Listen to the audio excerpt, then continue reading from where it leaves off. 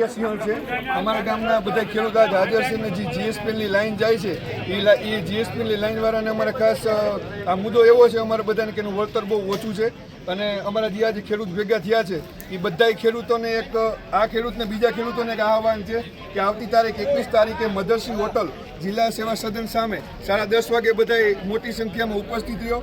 અને પહેલી વાત તો એ કે ખેડૂતોને કોઈને ખબર જ નથી કે પોતાની જમીનની અંદરમાં સરકારશ્રી દ્વારા કાચી નોંધ અને પાકી નોંધ પાડવામાં આવી છે. તો પહેલાં તો આ નોંધ કેમ પડી અને અત્યારના ભાવની અંદરમાં એ 7,000 રૂપિયા ગુઠાના દે છે.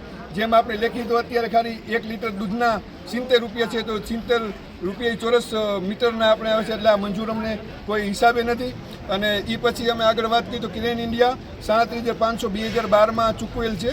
તો હાલ અમને એનાથી 3 ગણું વળતર આપે એવી અમારી માગણી છે. 5 ગણું લ્યો તો 2 ગણું થશે. બોલો 5 થી 7 ગણું વળતર આપે એવી અમારી અપેક્ષા છે.